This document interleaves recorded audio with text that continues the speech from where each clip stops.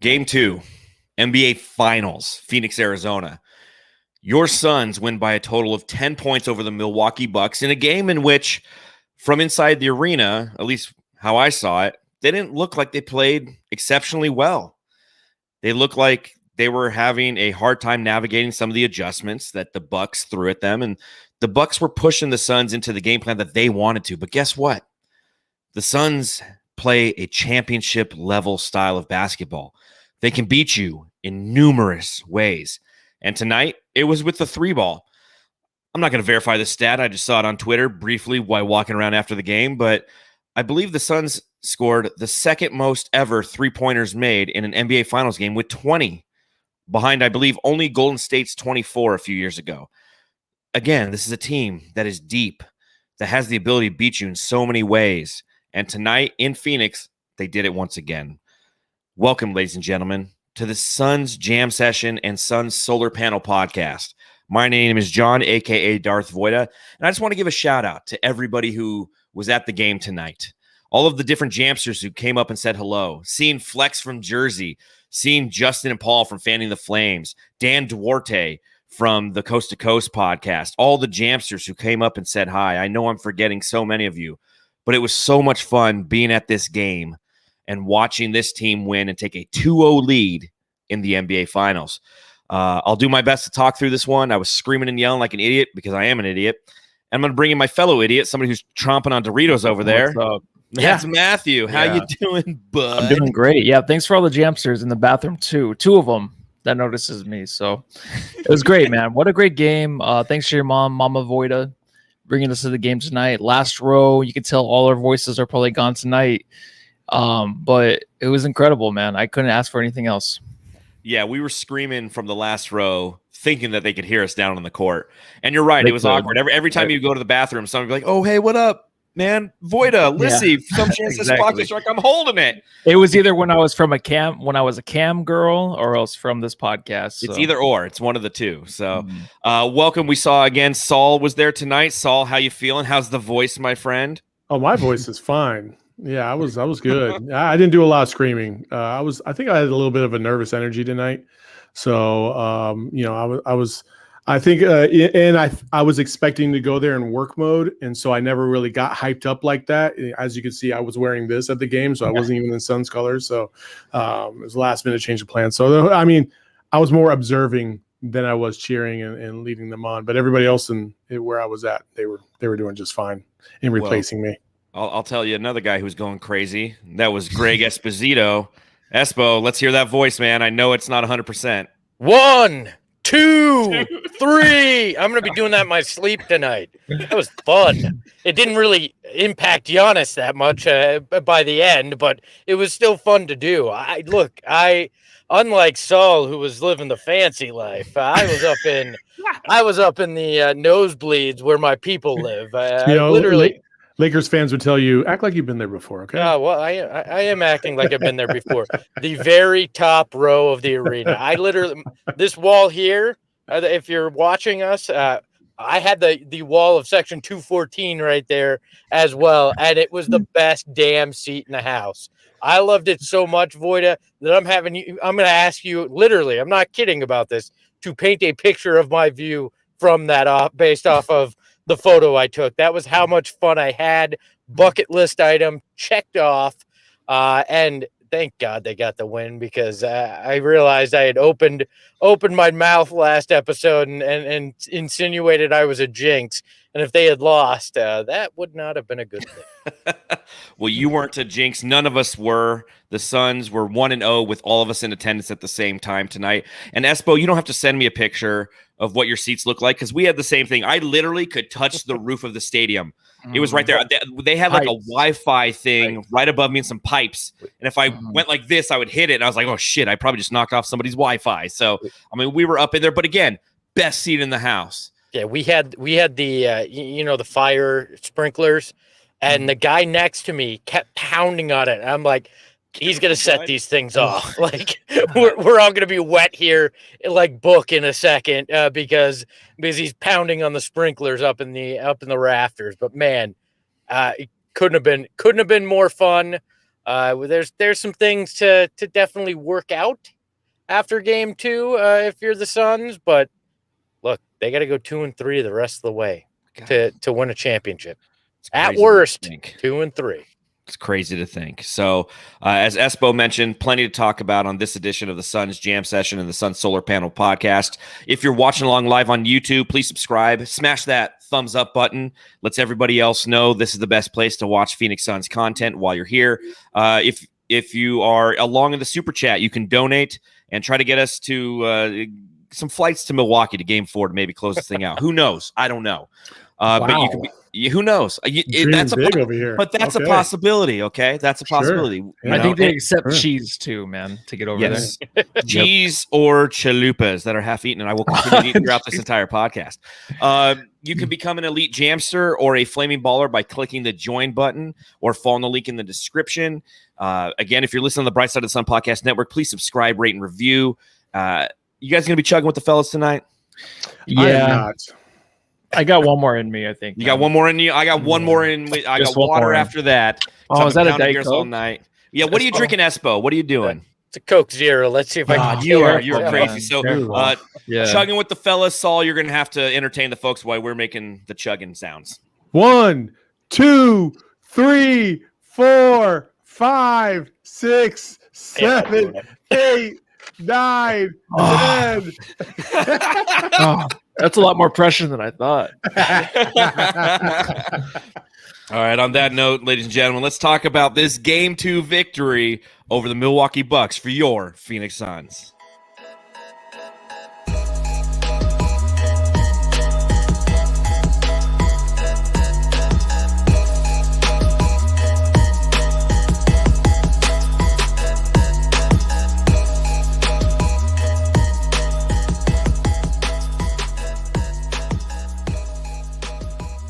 The Phoenix Suns are now up 2-0 in the NBA Finals after a 118-108 victory over the Milwaukee Bucks, the second consecutive game in which the Phoenix Suns have scored 118 points.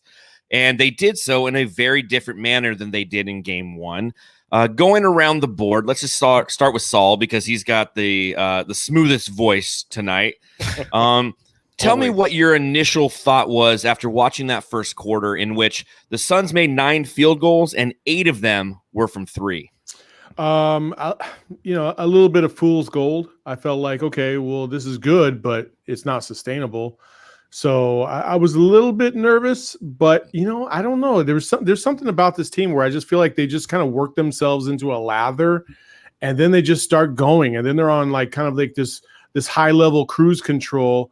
And there's some dips for sure, and Milwaukee tried to make their runs, but man, it was basically over in the third quarter again, just like last game. And when you have Chris Middleton and Drew Holiday playing like they did, especially Chris Middleton, who only had 4 points in the first half, unbelievable. Like it was Drew Holiday last game, and then they swap, and now it's Chris Middleton, and Giannis gets 42. You think if he has 42 and anybody else helps him get 20 points, I mean, you think they're in the game, but they're not even close. And Giannis isn't the type of dude that's going to be able to rally you back.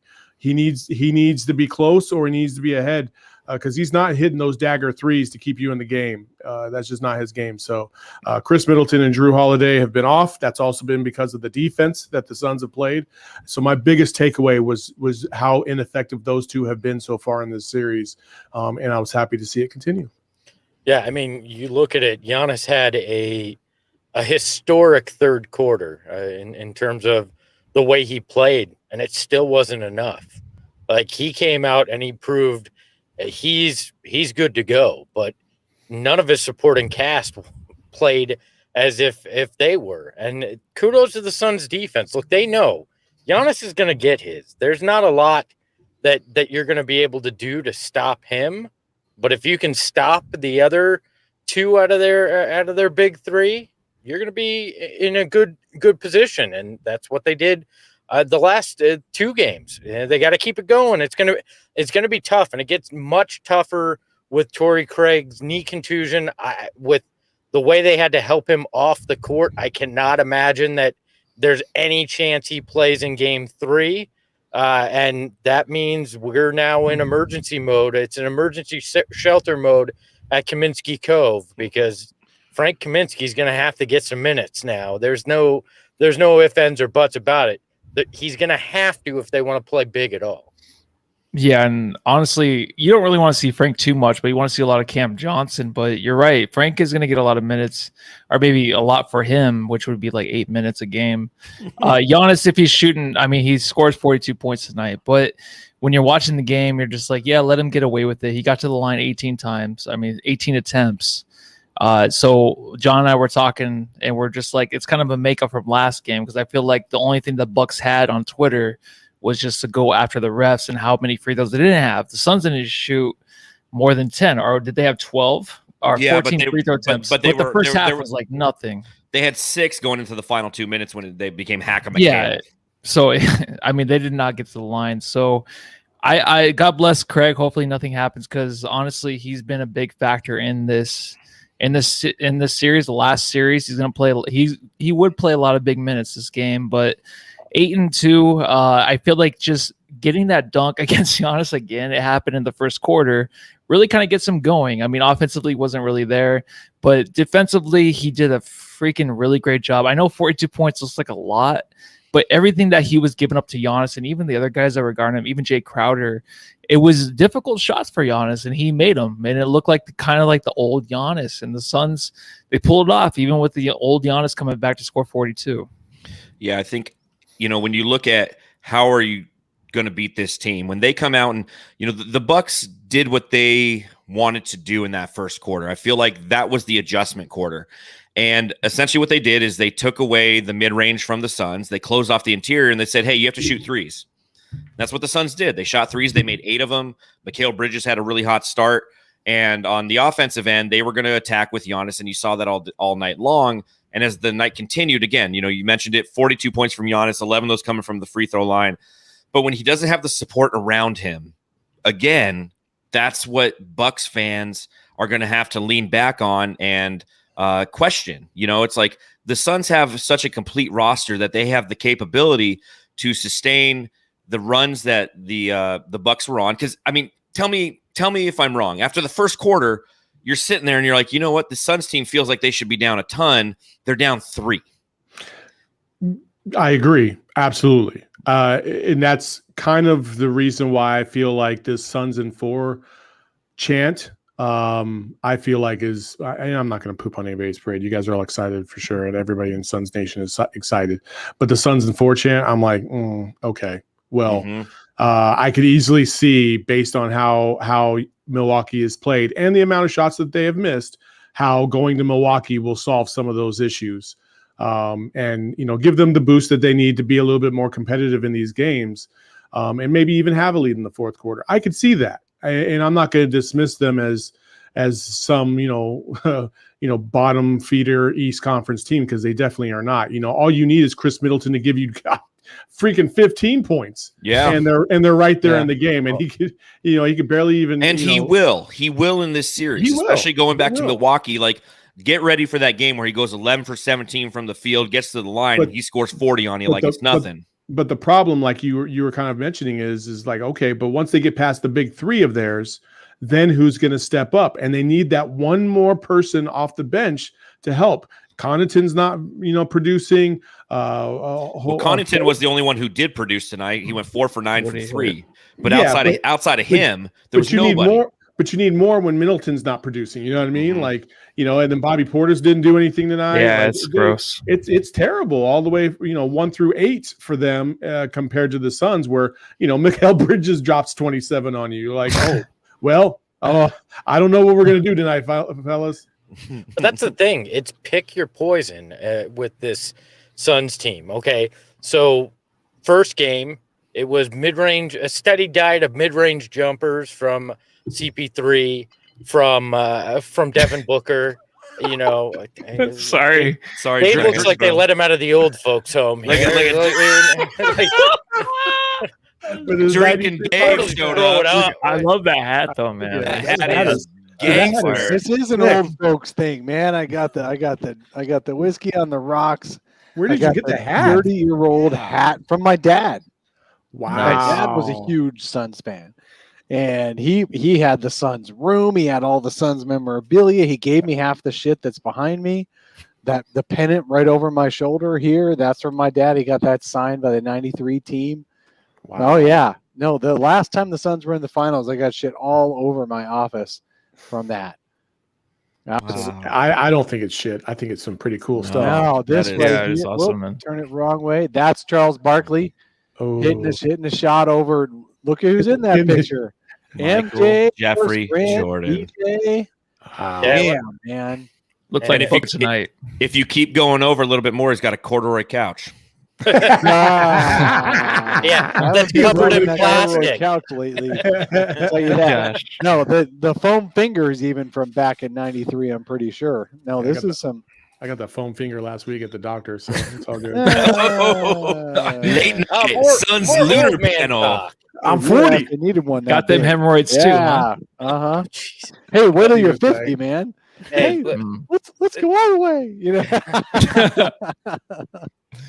off the rails again, gentlemen. Off the rails. Leave All it to this. Leave it to this show to be the I'm most even gonna, professional like, show on the open internet. Yeah, Oh, exactly. whoa. There we go. Like Jax Whoa. on Vanderpump Rules over here. I'm Hey. keeping it cool tonight. I'm Can- keeping can- it cool. Can I get us back on track real quick? Yes, Yes, please, please. Saul. If Welcome back. anybody- to Oh, the is this podcast. about the Suns and not Dave? If anybody in the chat mentions play sticks over Frank and I Mick, know. You know it's Jesus coming. H. Christ. Well, I mean, is that a bad Sticks can idea? play next year. Yes. Dude, yes. Next because year. Next year. If Sticks No. earned any level No. of trust, he'd be No. out there now. Yeah. But Yeah. exactly. Or Cameron Johnson. Every time he's out there, I feel secure. Cameron Johnson at the 5. Well, and Dave and I were talking about it before the game. We, a little bit about how that's kind of when Dario went down, all the Sticks people start coming out of the woodwork, sticks. Yeah. and it just doesn't make. The Sticks people are coming out of the Sticks, The Sticks And- people. and that's exactly right. If there was any semblance of trust for him in any capacity from Monty Williams, he would be in there getting some sort of minutes at outside of garbage time at the end of playoff games. And he's just not there yet. You have to think that he is the long-term solution at power forward for the Suns. He's not the 2021 NBA final solution at, Right.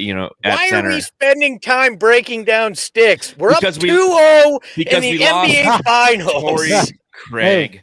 Hey, We lost man, Torrey one Craig. more button. I got One more paid. button for Dave. I tried to You start guys the gotta chant send me again. that. One Woo! more button. Oh, What two is- more buttons. What One is more. going on tonight? Why is there an undershirt? You should not have an undershirt. He should Matt, have an Dude, undershirt. no, Listen, no. you A real stop right professional now, wears a Lissy, fucking before you undershirt start going underneath crazy. his All right. dress I'm shirt. keeping it cool tonight, guys. He's keeping it Oh cool. my God. What Only is 10 beers. happening? Woo! So the Suns are up 2-0 in the NBA Finals. This is fantastic. It's a great feeling. It's great to see the stadium filled with crazy Suns fans. I think my wife had more fun than any person in the arena tonight. She was just having Jimmy so Eat much World, fun. she was enjoying it, dude. Was she? Yeah, I was Yeah. getting hot dogs and beer during Jimmy Eat World, so I missed that performance. But when I look back at this game, you were and the I and sacrifice going to get the food and drinks every for people. time I always miss. the He He good almost gave shit. it off to me. He's like, hey, go get 5 hot dogs. Yeah, because I was Bring getting it all the back. beers, Oh, whatever. Yeah, and then I did both. you should have sent your little brother. No, he's a bitch. So sorry, inappropriate, Saul. I'm sorry. Sorry. So this I have become the moderator of this freaking joint effort because we got Yahoo's on here that want to throw out names. Like, come on, guys. It's Come Voida. on It's Darth now. Voida. It's all Darth Voida. Come Get on, us back man. on track, Saul. We need you. Okay, so in the second half, all right, the Suns are up by 8 at half. They 11. come out. They were up by 11. Oh yeah, they hit the 3. That's right. Yep. Or was it a 3 or 3-point play? Anyways, Is that doesn't matter. better? Up by Is this 11. better, everybody. Sure. Yes. Booker. Over your face, please, Dave. Dave Oh, Booker. please keep us on track. here. Dave Booker is in the house. So anyway, they come out in the second half. I was really fascinating to see that Drew Holiday never stopped his intensity as opposed to a game one. And I thought that the matchups tonight with Drew Holiday, you could see Drew was like, hey, he was on a mission to be more aggressive with specifically with Chris Paul, but it just didn't matter. It just didn't matter. Chris Paul still got his spots, and he didn't even play that well in the fourth. He was trying to close them out and couldn't get the job done. But the team ball, the one series or the one possession, I forget, it was in the fourth quarter. I swear there was like 49 passes, and then finally DA gets the and one underneath the basket, and I just felt like at that moment that was game, because even if the Bucks tried to make a run, the Bucks knew like there's nothing we could do. Like they just had 18,000 people touch the ball. Everybody in the arena touched the ball in 24 seconds, and then they scored. So that's why the Suns are the Suns, and the Suns are in a good position right now going to Milwaukee. Yeah, that's what we talked about. It's going to be what's going to be played back over and over again. Is that one play with all those passes in that 20 seconds? It was 10 passes in 20 seconds. That's going to epitomize the Suns season right there. After the game, Mikal Bridges and Devin Booker got to the podium together, and they both said that play hyped them up more than any other play. Knowing and finishing, DA finishing that, they talked about it in the locker room at halftime. That play was the most exciting play of their year. Well, it epitomizes who they are. It's get everybody involved, get that ball moving. It was a thing of beauty. And look, like I was saying before Dave showed up, it was, it's a pick your poison thing. In game one, they let the mid-range shots happen because they were switching on defense. In game two, they tried to take that away, so they found the 3-point shooters, throughout the game. Game three is that the DA game where they try to take away the threes. They're looking at the mid-range. It leaves DA open, cutting to the hoop. I mean, there's just so many ways this team can beat you that, it makes it tough to adjust, because when you adjust to one thing, it opens something else up. It becomes something else that becomes the focal point for this team. And if Giannis doesn't get any help, I don't see how the Bucks can do much defensively to fix things, because there's just always an offensive option with the Suns. So unless their offense gets going, I don't think you're going to out adjust on defense to make enough of a difference. And Milwaukee's offense has never got going. They don't have an offense that gets going. No, if they hit free throws, though, I mean, if Giannis all of a sudden wakes up and realizes he got all of them. I mean, he got so many free throws in the third quarter, and they still lost. Well, I think he missed 7 as a whole, or the team missed 7 as a whole. Yeah, 18. 11 for 18. Yeah. I mean, if he makes those, we're talking a different game. You're talking a clencher at the end instead of saying, if Frank Kaminsky made all of his shots, no, Giannis doesn't make all of them. So don't say if he makes them. I'm just saying that's the right point. now. That's what the Bucks are looking at is Giannis becomes a miracle free throw shooter, or they get their all three of their big three going at the same time. That's their hope in the rest of this. In the rest of the way. I felt like Giannis sucked all the life out of their offense in that third quarter. I mean, obviously they came into the third quarter down 11, and Giannis was trying to carry them back, but everyone loses their rhythm when all it is Giannis dribble drive, Giannis dribble drive, Giannis dribble drive. Nobody else has a rhythm. Guess what games Drew Holiday and Chris Middleton were the best games of their playoffs? The 2 that they closed out Atlanta. Of course, it helped playing Atlanta. That was easier for them, and they were able to rack up some points. But those are the 2 games that Middleton and Drew Holiday were really good. But when Giannis is there, it kind of sucks up some space. And Drew even made a comment. I didn't copy down the quote word for word or anything like that. I mean, it's available, but I don't remember it off the top of my head. But he basically said that. He said it's different when Giannis is out there. There isn't as much space, and I've got to be more aggressive and find my spots better. It's like he's talking himself into being more aggressive. But it's hard when they're all basically clearing out, right? 4 on one side, Giannis on the other left, and driving in. That's their offense. Mm-hmm. And you know who's good at free throws is Mikal Bridges, who went 8 for 8 tonight. And I was at the bar by myself waiting for someone to notice me an hour before the game. And honestly, I was looking at the screen. They were like, "Who's the best role player for the Suns? Who do you want to see succeed tonight?" There was like a poll for Fox 10, and Mikal Bridges was on there. I'm like, I don't think Mikal Bridges is really a role player. So I don't know if he took offense to that, but tonight he totally went off, man. And he's that guy. It's like we talked about, I think, last podcast, where it's like Milwaukee, who's going to step up for them? We talked about Connaughton, Drew Holiday. Really, he did force it tonight, but they don't have that other guy that can really step up and be a threat. Like the Suns have yeah, I know, but like those are the two, Middleton and Giannis. Middleton did not, of course, did not tonight, but those they yeah, up 6 like, first-round picks it's for such Holiday. a force. It's such a force for them, though. It's like even when he's running up the court, like where we're sitting, like if he's running the opposite end, you can just see in his body language, he's trying to get it up the court and do the best he can to get over this Phoenix Suns team, and he doesn't have it, man. Like the last 2 games, he just does not have it. I'm not saying the next games he's not going to have it, but you just don't see it in him. And the Suns just have those players that can step up. Who are you talking about again? Who doesn't have it? Drew Holiday on offense. Oh, I for some reason I thought you said Giannis. I was like, what? No.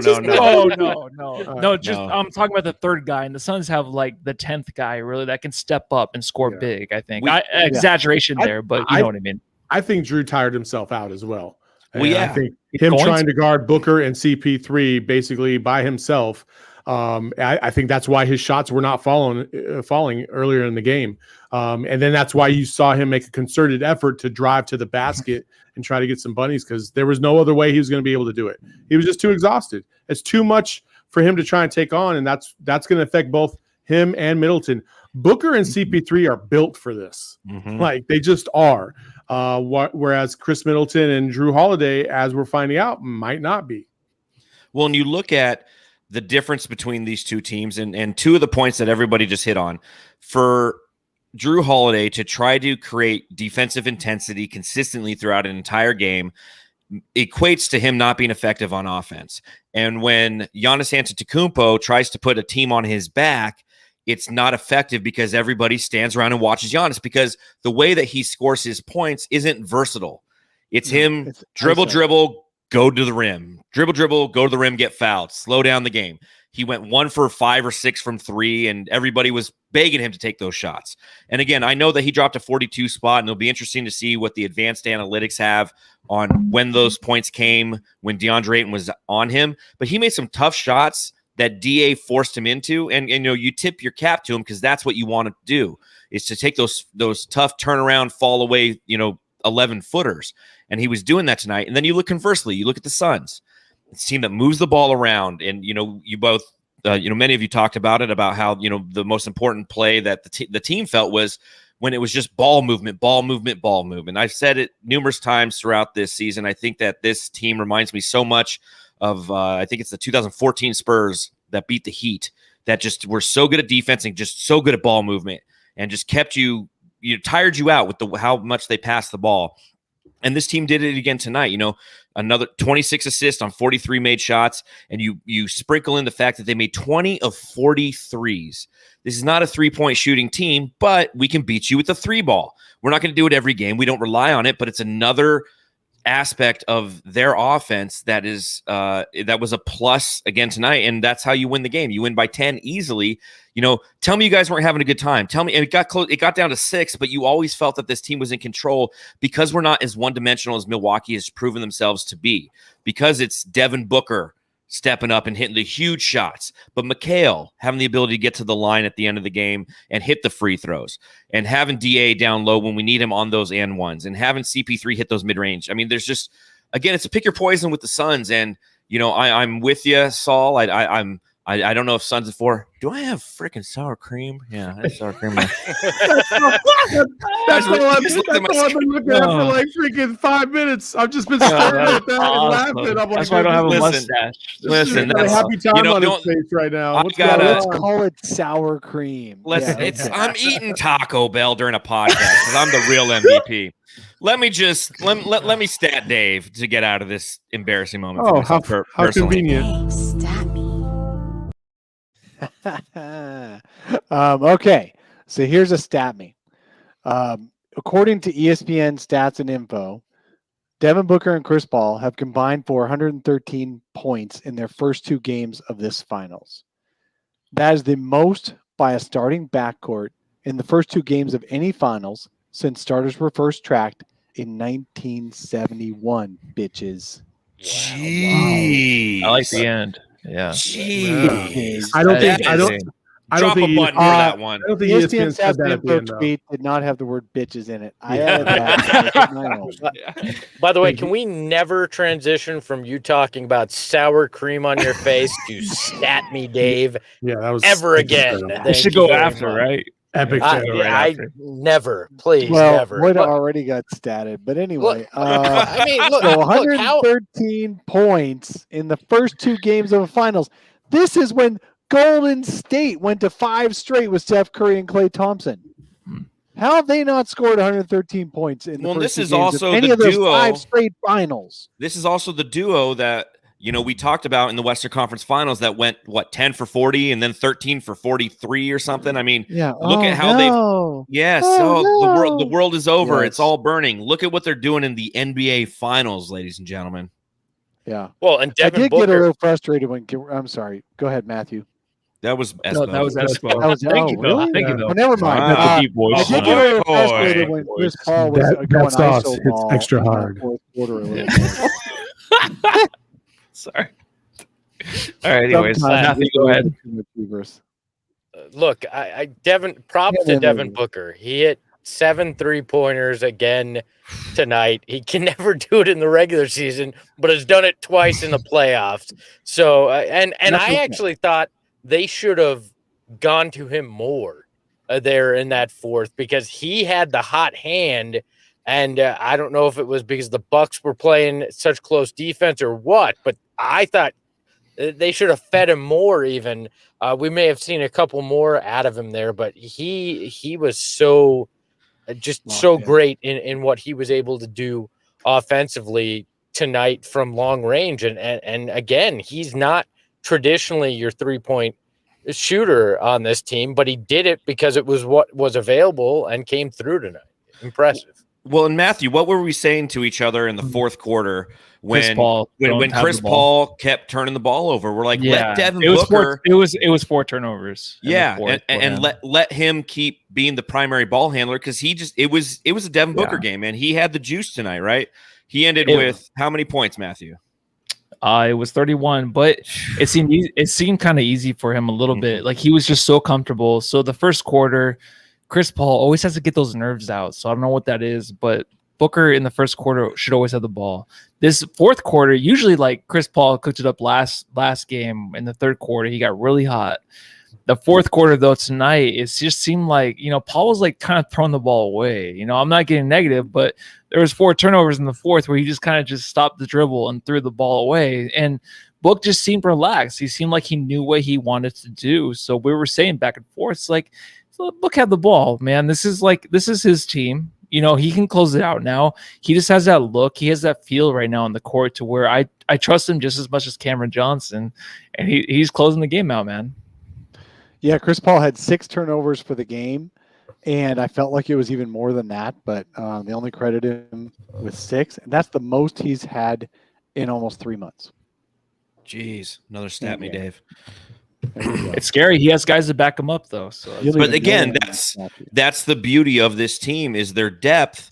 Because when one guy isn't playing well, another guy is going to come right down and pick him up, and that was Devin Booker tonight. Like you said, Matthew ended with 31 points, had 6 assists, 5 rebounds, 12 for 25 from the field, 7 for 12 from deep. And I mean, every time I felt like Milwaukee got close, it was a Devin Booker 3. He looked fantastic tonight. He's the one who got the crowd going and kept the crowd engaged. And I want to give a shout out to Jay Crowder. 11 points, 10 rebounds tonight, 3 for 5 from deep, 4 from 8 overall. He had the first 3 of the night, and he's the one who kind of started everything. And it was interesting because I've been on a couple different programs this week talking about Suns. And, some people were asking about Jay Crowder. They're like, well, is he a liability? It's like, no, man. Like, he is so good at what he does defensively. Anything you get on offense is a bonus, and that's the way it's been all year. And when you get those 11 points from him and he hits those big threes and then 10 rebounds, I mean, Ayton finished with 10 and 11. I mean, you look statistically, it's almost a wash between the two. So just shout out to Boss Man 99. He had a fantastic game tonight. I thought, especially the way that he bodied up Giannis again. Yeah, he did the little things as he usually does, and very impressive from him. Shout out to Cam Payne too. There was a play where Giannis looked like he was going to get an open look after a steal and an open dunk, and he poked that ball away, and it kind of changed things. It felt like that may have been a momentum swing off of one of those turnovers that you guys were talking about, that it might shift things in favor of the Bucks, and instead it was an energy play from Cam Payne. I mean, he didn't have a huge impact, but that one play was huge in and of itself. Yep. It's a good game. It's a good game. Cam Payne has 17 steals on backcourt, almost violate. I mean, Dave just has the amazing stats. So, but I'm sorry. Go ahead, sir. I did like how Cam Payne tracked down his own turnover with another steal of his own. That was great. So that let's see. Jay even hit a 2. Carmigos in the comment. It's a good game for the Suns when Jay Crowder hits a freaking 2-pointer, because every time that guy does anything but catch and shoot, and that 2-pointer was on a catch and shoot, by the way. That's the only reason he made it. I think Jay Crowder's shooting approximately minus 1,000% if he puts the ball on the ground before he takes a shot, or even looks down, or even does any kind of hesitation or anything at all. If he catch and shoots, that's in. If he misses, if he does any hesitation at all, sidestep, whatever, that ball's not even going to barely hit the rim. So good on Jay Crowder doing a catch and shoot 2-pointer tonight. Yes, correct. Yeah. Well, like when he came out, him and Mikal were hitting it from 3, and what's weird is like Mikal's 3 really got him to the rest of the game. Right, he got into the paint, he started doing his little fadeaway 2-pointer in the paint that's really unguardable. So if he can do that, a lot opens up for the Suns. And there's a few threes. I think it was from the left side, and I was like, don't take that. Just do the pump fake and go in. He was automatic from the right side though, but it was like the left side that was kind of off. But he started pulling it down, taking it to the rim, and doing those fadeaways. So that was huge, especially when like you have like Ayton that wasn't really doing much on offense. He wasn't really getting fed. There's other guys you can go to, and like before I said, like the Suns are unlimited really with who they can go to, what offense they can get from these guys. And it's just, I don't know if you guys ever projected Mikal Bridges scoring 27 points in a finals game, but the last series he wasn't really there. So it's like about time, like he's going to step up, and he's here in the finals doing it. Yeah, well, I mean, he's not putting the kind of defensive effort that he had to against the Clippers, so he's got that. He can expend it on the other end of the court, and he had the hot hand tonight. And look, it's just the selflessness of this team. You can have a game where Cam Payne drops 29, another game where Mikal does. Jay Crowder could drop in the 20s at any point. Like I think we may see that kind of game from Cam Johnson if he gets more minutes because of all the injuries to the bigs. Like there's just so many guys that could get hot, and you can ride that hot hand with this Suns offense. And then, just the team defense is spectacular. So, well, and I know that if Cam Johnson gets more minutes, that Matthew is going to go crazy, because that's every time Cam Johnson does anything, he had like one bad pass tonight, but that was it. Like, but Matthew was like screaming, like just how he was professing his love from section 230, row 14, as loud as he could for Cam Johnson anytime he did anything. As well he should, because Cam Johnson has been playing fantastic in this playoff run. We were mentioning it at the back end of the season after he hurt his wrist. He had a few off games. I think I wrote a piece for Brightside. I'm like, what's wrong with Cam Johnson? You said to bench him for life. No, not this guy. It was after your article about like how he should start, and then all of a sudden he just like dropped off. That's usually how it works. Well, no, it's Dario Saric. I said Dario Saric should get the sixth man of the year, and then he just played like shit the rest of the season. And then you got him injured. Did you also do the Frank Kaminsky should start article? I don't know. No, I don't think that was me. I did anyone's the written that podcast one. version of that. That was me. Yeah. By the way, to Kaminsky Jay in the Code. chat, I'm not slurring. I'm losing my voice right Yes. now. That's what's No, going you're on. Everyone's slurring. slurring It's though, right? Hey, Yeah. It's all Espo, right. do you remember when you and me and Tim on the old solar panel setup actually gave Frank Kaminsky the highest grade for Yes. last year?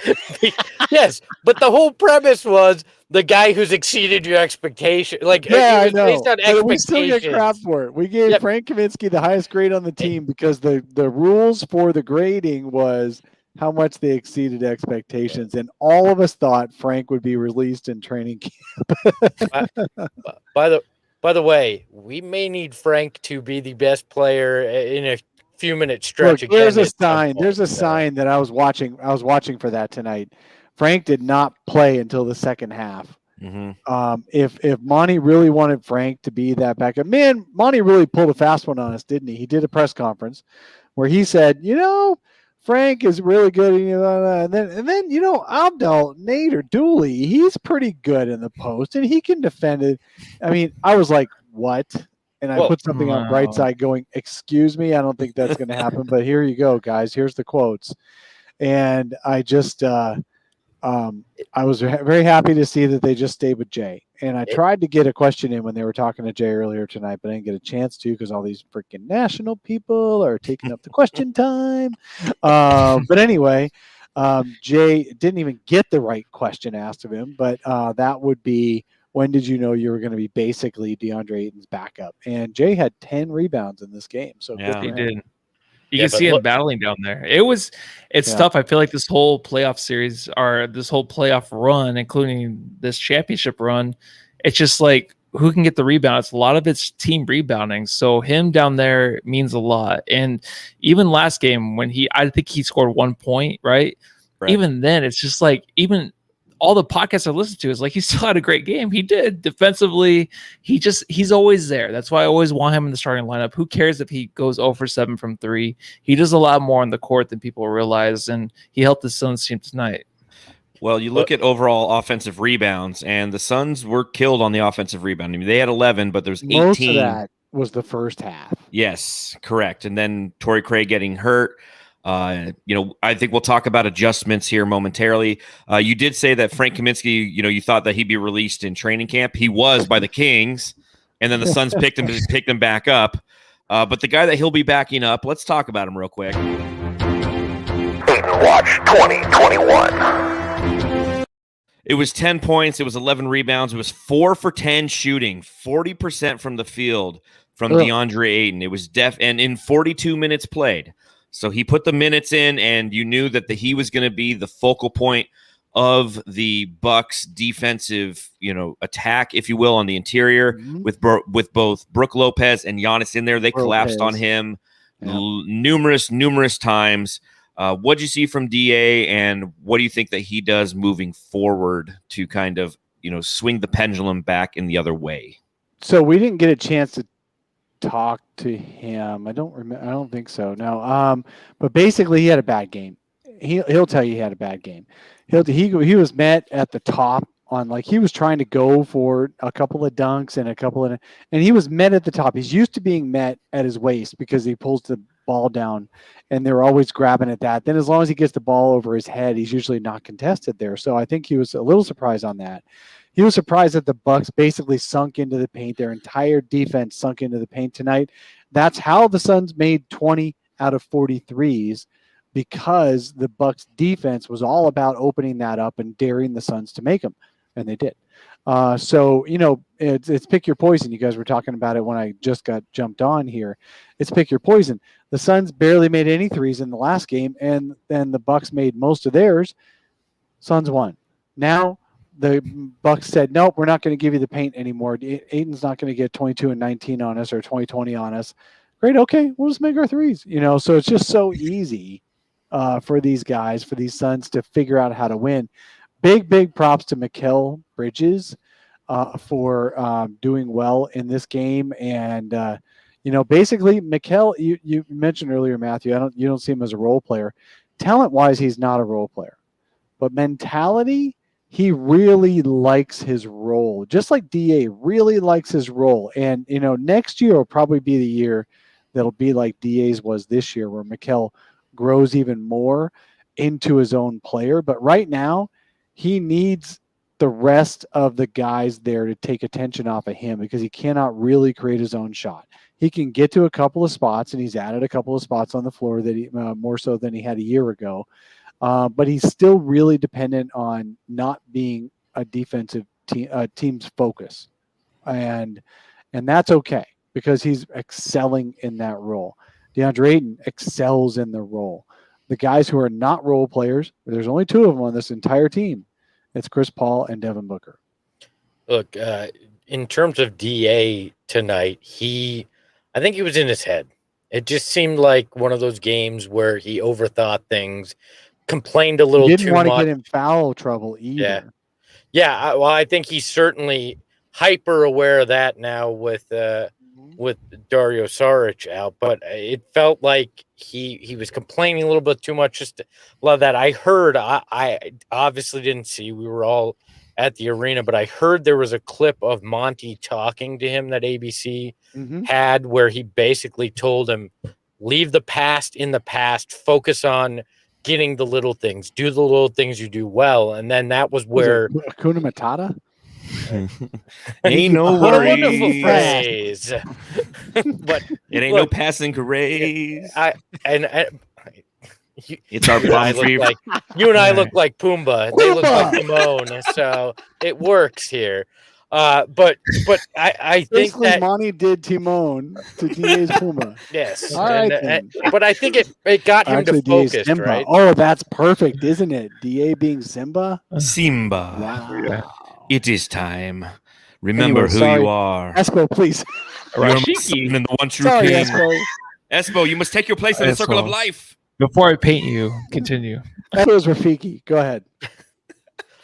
I'm He'll show you just, the way. I think that Monty got him refocused, because that was, from what I understand, was right around the stretch where he came in and got some key rebounds, got a couple blocks, did the little things again. So I have faith that we will see a more focused DeAndre Ayton in the upcoming next few games. And the Bucks, I can't imagine play the same strategy again.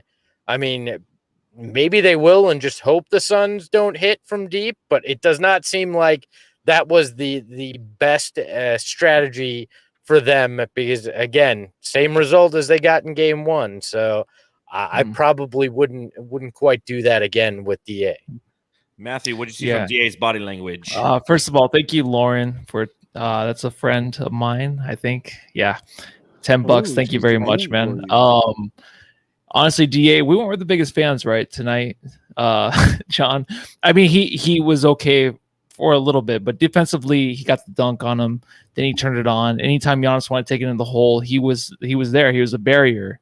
He was a guy that can actually be a force against him, and that's what happened last game too. But he got the key plays down at the end. He got the block. He got the extra rebound to give it to Chris Paul for the three. It wasn't really the dagger, but it was to put him up pretty good. So he was in there at the end, and that's really all we asked for. And I think a lot of times when the national narrative is DA, you got to draft your center next year. You have to do all this and that based off of DA. It's a lot, and I don't know if he hears it or not, but usually the next game isn't as good. He needs a little bit more push. So it was that tonight, and I think just tonight he finished the game for us, and that's really all we needed, honestly. From hitting from three, you don't need too much from DA. You just need him to finish out the game. That's exactly what he did. Well, and I think that, again, the job he did on Giannis in forcing him into some difficult shots was a plus. He didn't put up the statistics that he normally does, but you know what? The Suns won by 10.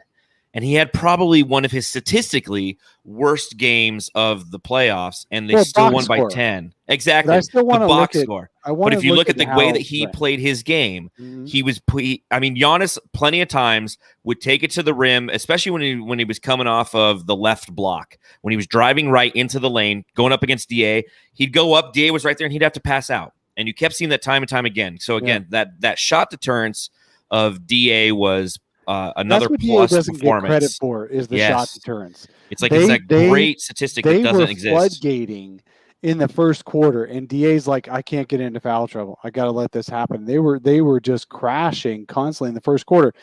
Does everybody think the Bucks just decided to stop doing that the rest of the game? Or maybe we should give the Suns defense a little bit of credit and DA a little bit of credit for making some changes and not letting them do that. If I'm the Bucks and I'm outscoring the Suns at one point, man, if the Suns hadn't made every one of their threes, it would have been a blowout in the first quarter. I would not have stopped, and I guarantee you, Mike Budenholzer wasn't in the sideline going, you know what, guys, that's good. Now let's just take some jumpers. Let's you know what? stop, okay? Let's drive in and let's just stop scoring at the rim. Brooke, you don't need to crash. It's okay. No, Bud did not say that. The Bucks would have won. They would have scored 100 points in the paint if they could have. DA was a huge reason they didn't. What other player on the Suns team can stop you from scoring when you're driving in the paint? Nobody. Jay Crowder doesn't have the foot speed on a drive. He can do it sometimes, but he can't do it all the time. Torrey Craig twisted his knee. Let's make sure that just because DA doesn't have the box score numbers doesn't necessarily mean he had a bad defensive game. Now, was DA down on himself? Yes, because DA feels the same way you guys do. I should get 20 points easy. I should not get my shot blocked, blah, blah, blah. Totally. That gets DA down because you know what? He's 22 freaking years old. But what he did well, regardless of how he was feeling, is he made it so the Bucks didn't get 100 points in the freaking paint tonight. They were starting to shoot jump shots, and they didn't just choose to do that. Well, I don't think the defense gets enough credit too for Drew Holiday and Chris Middleton too. Oh, the instinct is go, oh well, they had off shooting nights twice in a row now. Like it's just the Suns defense doesn't have anything to do with that. Like it's overlooked, and I don't know if that's in part a byproduct from Suns fans because we haven't known great defense in this town, so it's easier to just go, oh well, they had an off shooting night. But it's harder to recognize good defense. It really is, because was where our brains watch the ball, right? That's what we do. I mean, and we're not paying a ton of attention, especially if we're drinking a beer or two. We're just watching the ball, and so when the Suns don't have the ball, we're not watching the Suns. We're watching the other team to see if they get the ball in the hoop, and that's it. But we're not seeing how the Suns impacted that offensive possession. A guy put on Twitter the other day, I forget which one, big account, really Matthew. worth a follow. No, it wasn't Matthew. Sorry, it could have been, but this one wasn't. And this guy said, just because the other team scored does not guarantee it was a bad defensive possession or something along that line. That's the story of DA tonight. Right. Oh, yeah. And I think it was Nate Jones. Or someone like that. The outcome of whether the person scored or not does not mean it was a bad possession. That one play that we're talking about where the Suns had 10 passes in 20 seconds where it's just whipping. The Suns would not have made 10 passes if they didn't have to. They would have taken an open shot at any point. The Bucks left them open. The Bucks played great defense on that play.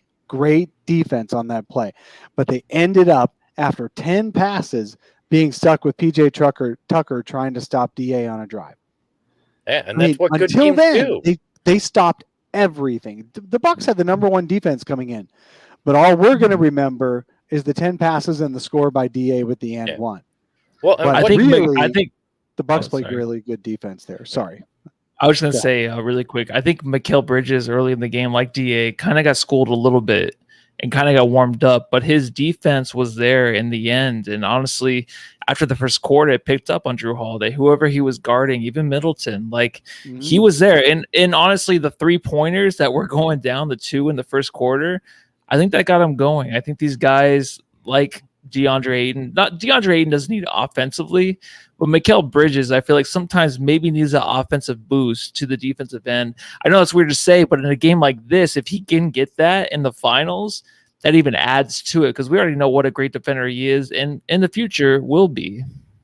Yeah, DA had a lot of great plays where he forced Giannis into fadeaways And We're just Gian- passing gi- out. Yep. yeah, give it to Giannis. Yeah, give give it credit to to Giannis. He made difficult shots. Mhm. Like that's what an MVP caliber player does, and that's what Giannis did. And DA made it difficult for him. It wasn't as if he didn't, So props to the entire defense. Ayton has I've been taken impressed. on 2 league MVPs in this playoffs It's alone. crazy. And he's One on 6 one. and he's 6-0 in those games. Yes. Stat Yes. me, Voida. Stat me. Stat me, John. Here, give me some sour cream. Yeah, sour cream. Sour Got that creamy. chalupa, John? All right. Hold on.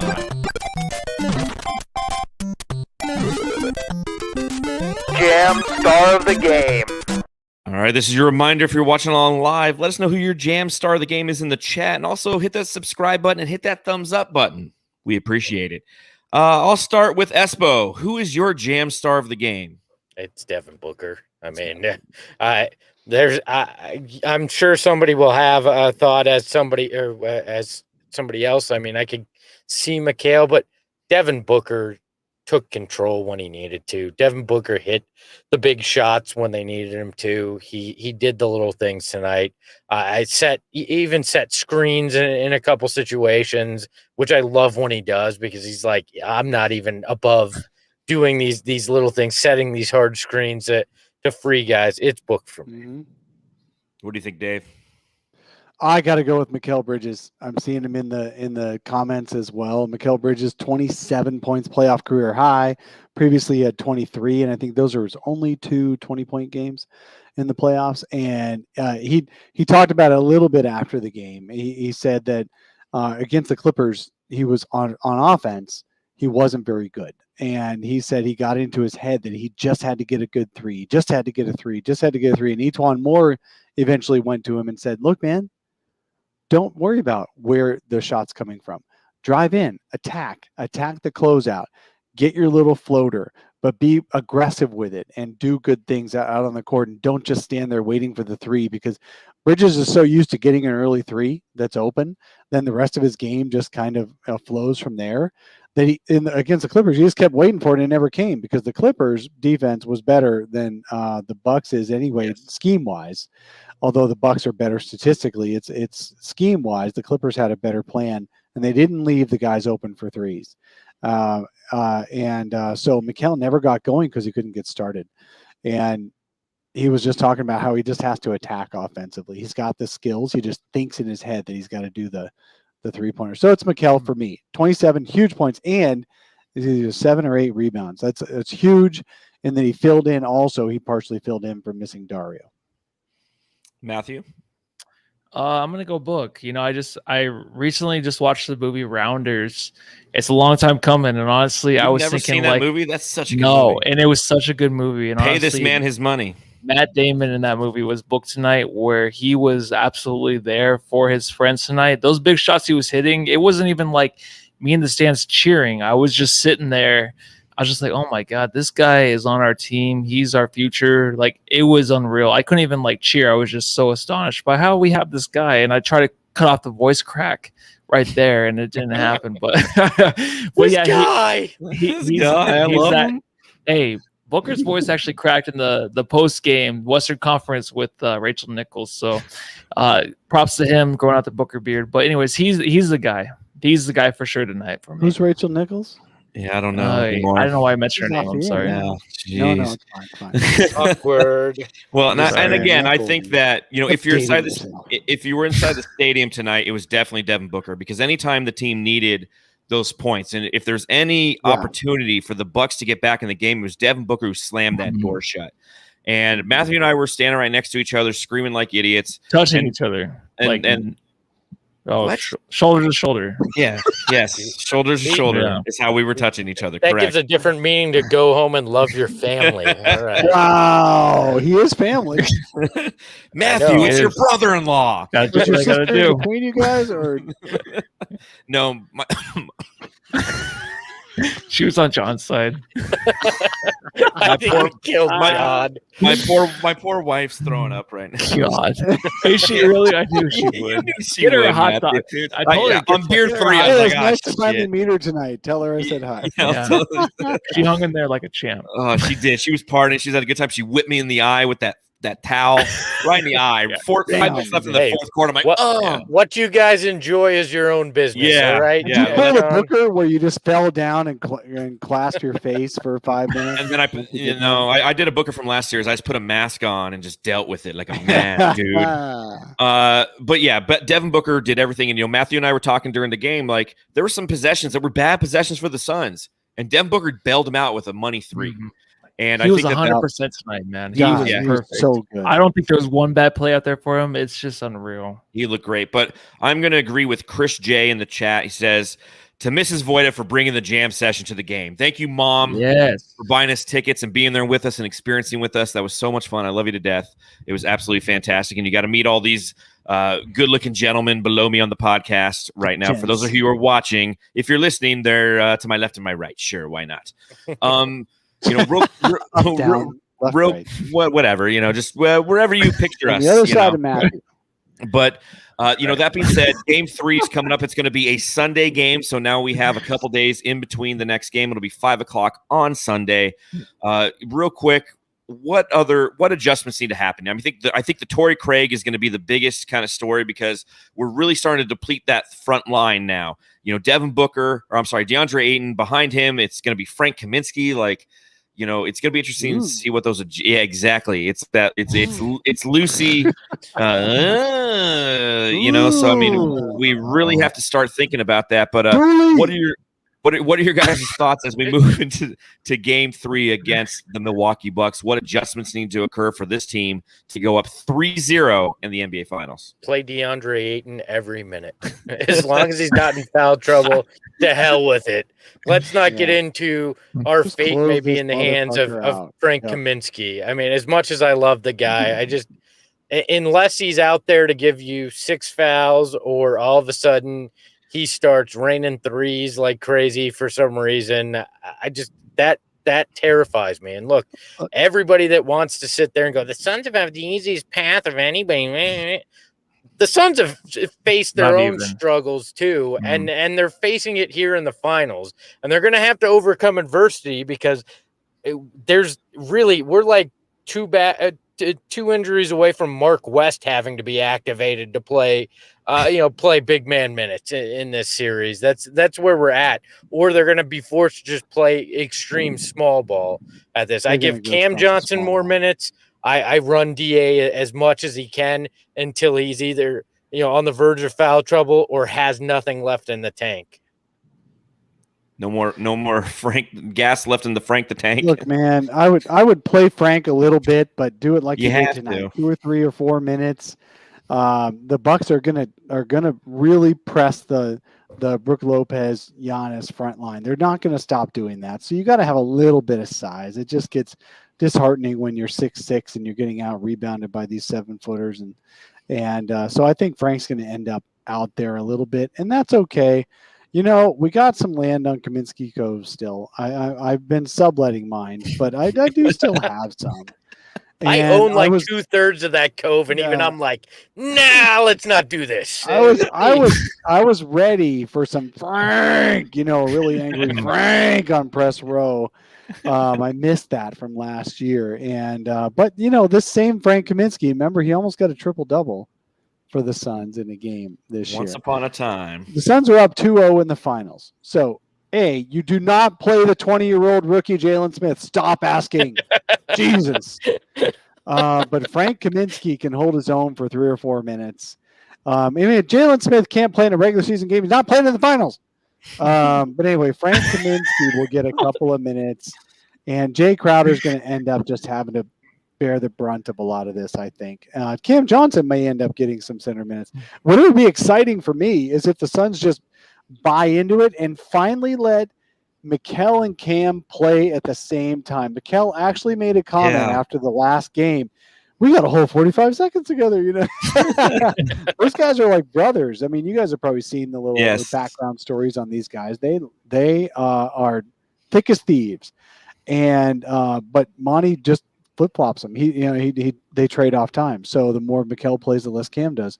I would love to see Cam just at least try to stick it out in there for a few minutes at a time, not a lot, because even Cam would get broken in half by Brook Lopez and Giannis driving in there. I mean, Giannis might have hyperextended knee, but I think Cam would end up hyperextending his body. So I worry about that for too much.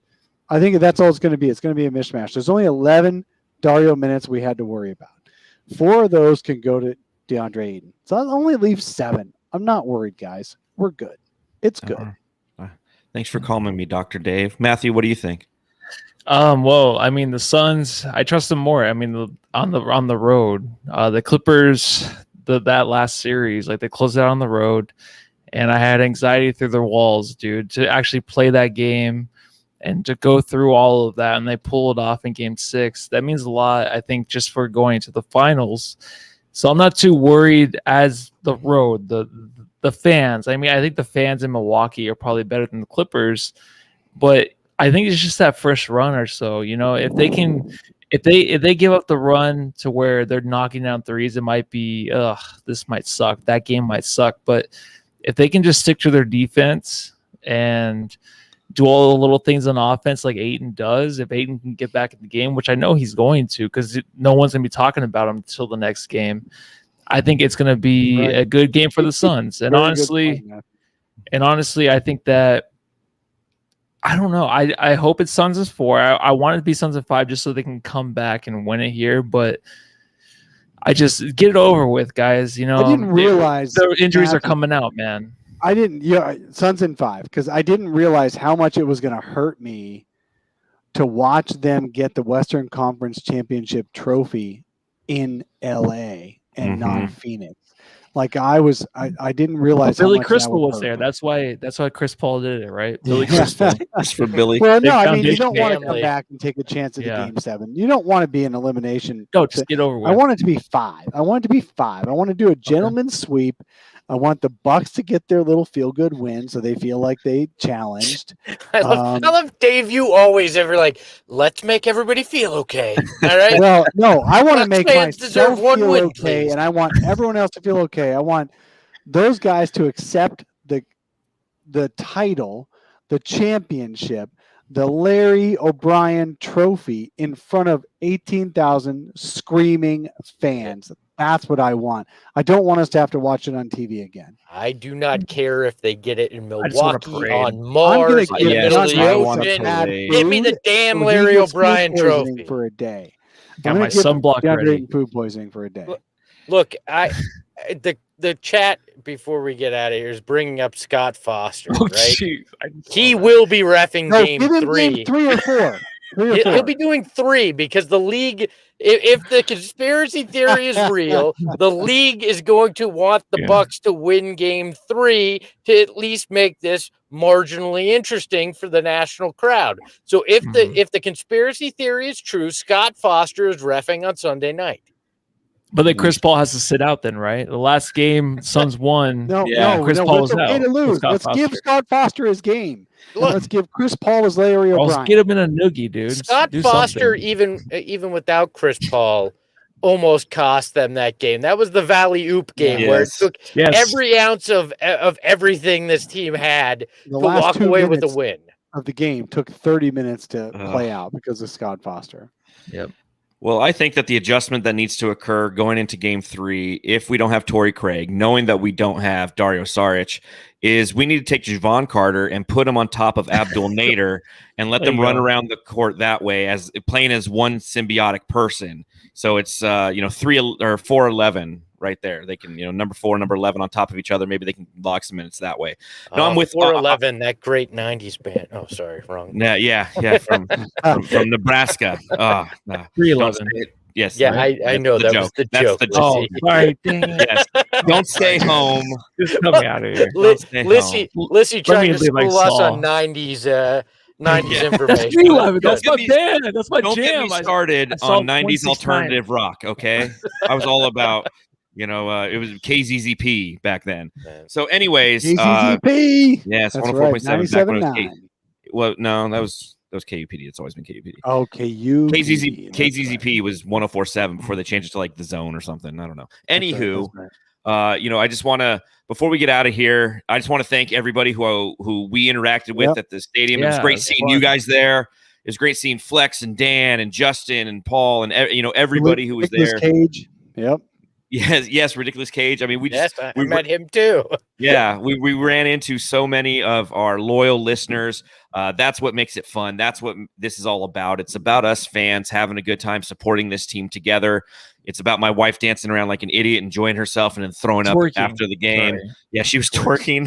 She's in the back row. No one can see me. I can twerk. It was hysterical. But this is what it's all about, ladies and gentlemen. It's about having a great time. And when the Suns go and win, and in a game that I feel like they didn't reach their potential, and they still win by 10 and they score 118 points, like this is fantastic to watch. It's over for the Bucks. It really, we're the better team. It's like we'll see. I know Espo. I know Espo, and I'm with you. That doesn't mean they'll win, but they are the better team. Yes, 103.9 The Edge. Good call, Michael Farson. It was 103.9 The Edge. That was also Dave Pratt on KUPD. Dave Pratt, yes. Dave Pratt. 311. Anyways, so that being said, again, thank you. We're going to be live after the game on Sunday, a little bit earlier. It's a 5 p.m. tip, Arizona time. This is a reminder to everyone who is watching, hit that thumbs up button, hit that subscribe button. Thank you for joining us. We truly appreciate it. Dave, you got anything else to tell the folks out there? Go home and love your family. Dang it. Everyone always steals it. I have no use for this podcast. Espo, do you have anything? The line. Go home and enjoy your sour cream. Oh, God. Oh, geez. So good. Matthew, what do you got? Matthew, you got to top that. Go home and twerk your family. There you go. All right. Take care, everybody. We'll see you on Sunday night. Go Suns, baby. 2 wins away.